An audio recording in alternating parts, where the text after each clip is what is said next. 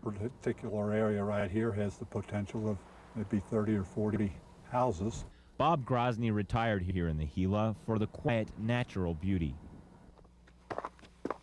But it is that proximity to nature that could mean danger. It is a critical situation. This year we do anticipate that it's going to be very critical. A mild, dry winter means brittle, dry growth, means high fire danger, means homes could be threatened.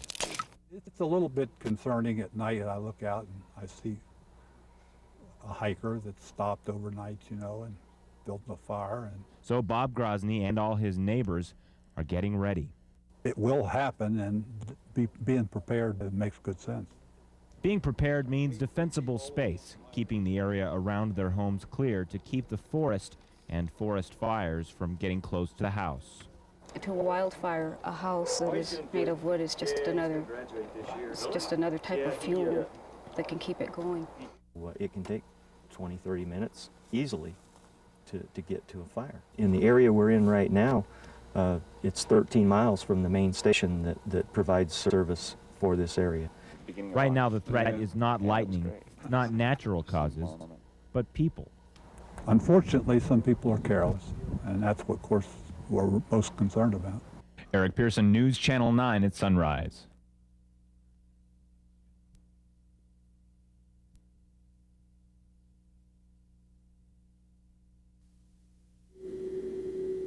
The skies are clear in the Gila National Forest, and they've been that way too long. The drier the fuels, the more cautious you have to be. Lawrence Garcia and Eric Kern are measuring the moisture, not in the air or ground, but in foliage that could fuel fires.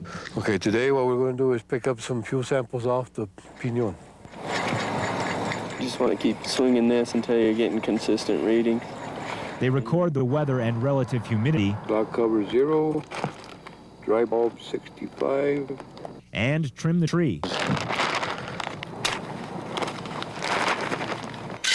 Back at the lab, those clippings become important data.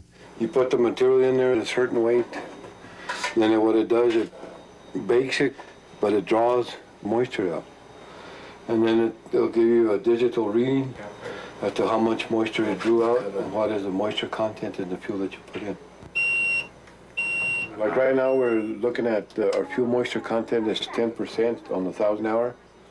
And basically, it's kind of like an uncomfortable kind of percentage now at 10. Low moisture levels in the vegetation out here can lead to restrictions on campfires, smoking, and if it keeps getting worse, eventual closure of the national forest during the fire season. Snows this week helped wet the wood, but not nearly enough. Moisture we got yesterday and stuff by no means really did much for as far as the conditions that we're in. We're still, pretty dry. So people who commonly fight forest fires are lighting them. What we're going to be doing is probably burning along the base of this ridge back here in the back, and hope that it makes a few runs to the top of the ridge. Roy Sepulveda prescribed the burn. We analyze the conditions out here. We analyze our weather, our fuels and soil moisture and everything else, and goes into a burn plan. Then we write a prescription. You guys about set up, Bruce? We'll be striking up right now. This is the Hoodoo Range on the south end of the Gila National Forest. The burning helps in two ways. It cuts down on all the overgrowth and clears the way for next year, and it gets rid of all the dead fuels and prevents a more catastrophic fire from happening. A wet year last year and a drought this year means a lot of overgrown, brittle vegetation. RH is up too high. It's not windy enough for us for it to really burn effectively. This is an ineffective burn? What does an effective burn look like? I mean, your insides just shake, and then on top of that, the intense heat. If everybody had that experience, it changed their mind about throwing a cigarette out on a dry day, or leaving the campfire going. Or fires like these are controlled, often used to control the potential for future fires, when nature's fire control is just a drop in the bucket.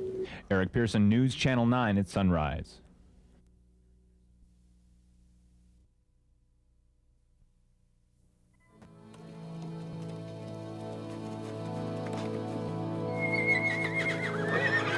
It's a closeness and a connectedness that I'd say it's almost like a spiritual connection. It is so close. They don't know it, but they're going to heaven. 71 horses, 1,000 miles.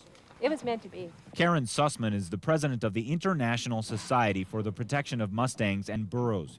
She's helping move these horses away from White Sands Missile Range to a new home near Rapid City, South Dakota. It's probably one of the most beautiful ranches I've ever seen in the West. And They are leaving their home of 5 decades. These horses are the vestiges of ranching on what's now White Sands Missile Range.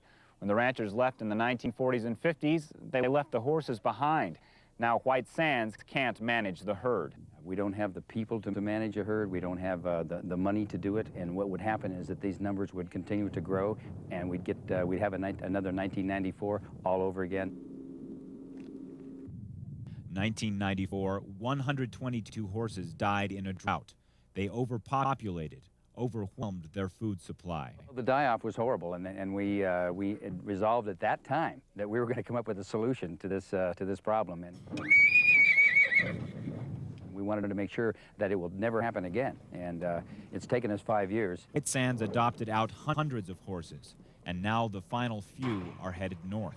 Always liked horses, so like to try around some wild ones for a while. Alan Amiot is providing a spread. You'll hit Highway 380, take a left. 5,000 acres of land. Amiot has spent the last 50 years around horses. You'd think I'd know everything about a horse, but every horse teaches me more. I think I always was a compassionate person, but I think working with these horses, there's a true understanding and a connection to nature that I've really never experienced before. The experience is new for everyone, horse or human. And to be able to see that experience and share that experience with them and be part of them is truly one of the greatest experiences I've ever had in my entire life. The experience is about belonging, strength, survival.